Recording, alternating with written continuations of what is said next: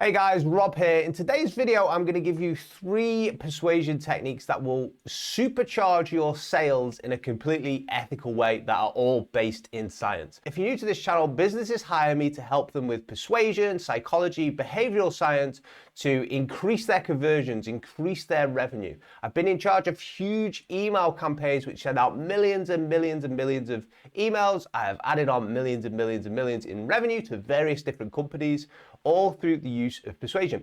And something is quite odd when you see lots and lots of data from lots of different sources. We all, as human beings, think we are very unique, but really we actually respond in patterns. We respond very similar to other sort of people. So these persuasion techniques that I'm going to give you today are all based in scientific studies. They're all based on well-founded data as well. There's no guru opinions and things like this here.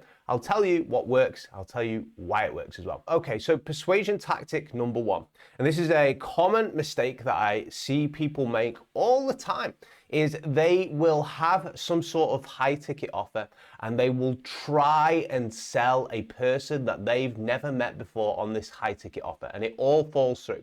Nobody within their right mind would give you a lot of money if they haven't met you before or haven't ever heard of you. And there's a good reason for that. And the reason is that small commitments lead to big wins. If you look at a ladder, right? If you're going to climb a ladder, you wouldn't just jump straight to the top of the ladder. Actually, the best way and the most efficient way, even though it seems like the slowest way, would be to climb each step at a time. And the same thing works with human psychology as well. People need to take commitments of increasing size before they are asked for the big commitment. It's just the way people work. So one of the best ways to sell a high ticket program or a high ticket item is to get some sort of commitment steps from the person in the first place. Back in the day when I used to sell high ticket packages to various different companies through LinkedIn, what I would do is I would chat to them over DM first. I would open the conversation. I would get some sort of commitment from them there because they would respond to me in a warm manner. We'd have a bit of an exchange in conversation. I'd find out a little bit about the problems. When they tell me their problems, they are making a little bit of a commitment to me. Then I would ask them to do a 10-minute quick call with me so I could just jump on the phone with them and speak to them a little bit to just find out a little bit of the problems. And I would say, I'm not going to sell to you. I just want to make sure it's a good fit. We can always talk about the details later, right? And the reason I would do that 10-minute quick call is because it's an escalation of commitment there.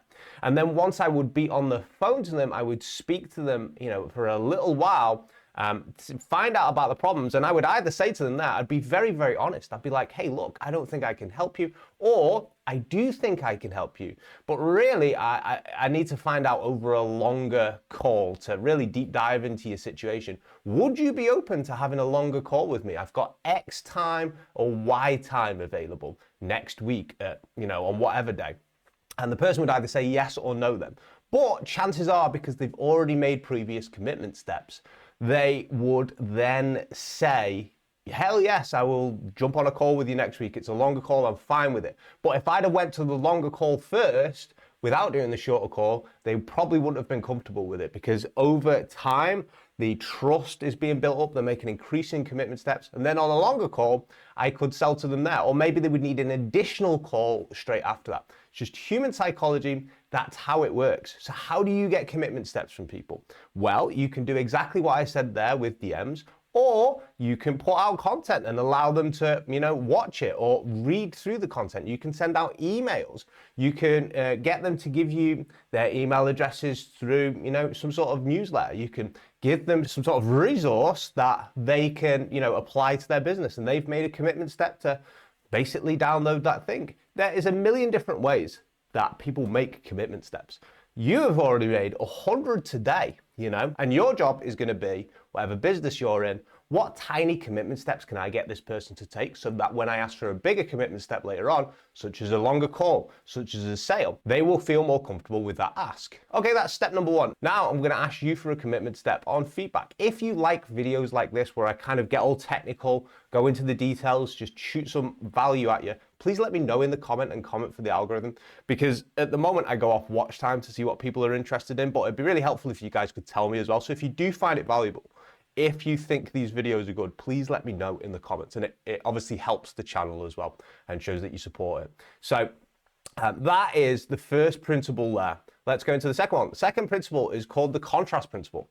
The contrast principle, this will drastically amplify your sales. And I truthfully did it by accident the first time I ever did it. The contrast principle basically means our brains are wired to make decisions based on contrast or comparison. So pain versus pleasure, high price versus low price. We can only determine the value of something if we see it next to something else, right? So what does the persuasion principle of contrast look like in real life? Well, years ago, I did it by complete accident. So I was trying out a brand new high ticket offer. And it was a very expensive offer. It was like $5,000. And the person I was speaking to, I could tell didn't want to spend very much money. Now, I was desperately trying to get some confidence in myself to sell at higher rates. And I'd made a promise to myself that the next person I speak to on a call, I would pitch my higher ticket offer to them. I didn't want to break the promise. So I knew this person instantly was going to turn down this higher price tag.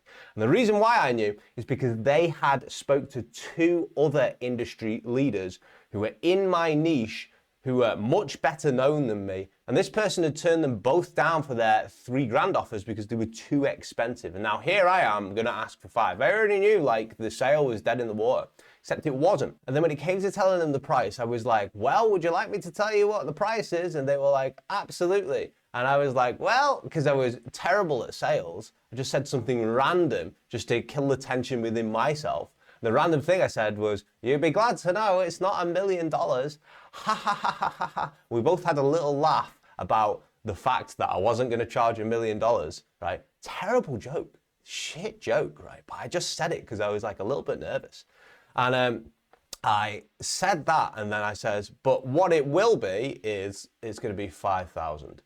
And I expected this person to be like, you've walked me through this sales call, and you know, it's actually more expensive than the previous 2 people that I have, you know, turned down, and I've told you this. And I could just imagine this like nightmare scenario. It wasn't like that at all. In fact, what they did say was, oh my God, that sounds amazing.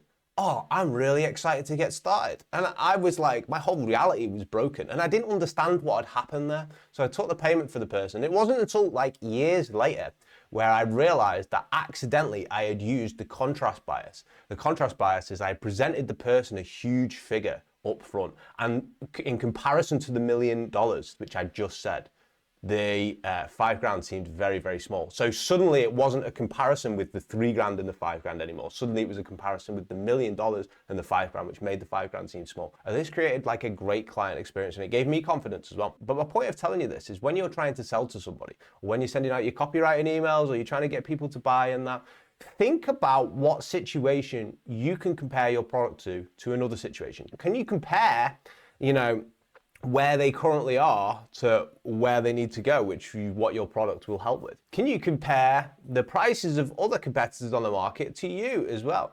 Can you compare other things? This is the ethical way to do it, right? So that is the contrast principle. It works extremely well. Remember guys, like all these techniques I'm giving you, you've got to be ethical. This is powerful stuff, and you need to be a responsible person when you're dealing with things like sales or persuasion. Ignore those gurus online who are like, you've got to make every single sale possible. No, you want the other person to have an ethical, good experience, right? And a good outcome from it. Okay, so persuasion principle number 3. People are heavily influenced by the actions of others, especially when they are uncertain. So if you ever have somebody who you're speaking to, or maybe you're DMing, maybe you're about to have a sales call, maybe you're sending out emails, right? Maybe you're creating a web page, and you think by the time this person is receiving this information, they are unlikely to be certain, or maybe they're confused, or maybe they're in the stage of, I need to think about what I need to do. A good way to overcome uncertainty is with group consensus, which is social proof. So when people are in the state of psychology, like, I'm not sure what to do, I'm uncertain right now, we get this, each of us, 20 times a day where we're uncertain about something. We suddenly aren't that decisive anymore. It's like this, isn't it? You go through periods throughout the day where you're certain, uncertain, decisive, not decisive at all, because you just need more information. In situations like that, psychology shows that people look to the group or other people to decide what they're going to do. How does this work in real life? So if you are shopping on Amazon and you aren't sure about a product, you know you need a specific product, but you just aren't sure about it, what you'll do is you'll go and find the product with all the great reviews. And you'll find the product with all the best reviews because you'll follow what the group does. So I hope you found this video helpful. 3 principles again: get people to make small commitments, use the contrast principle ethically, of course, and social proof. These are game changers in persuasion. It's very powerful stuff. If you liked this video, please let me know. Leave a comment. It helps with the algorithm. It helps support the channel as well. And take it easy. See you guys in the next video.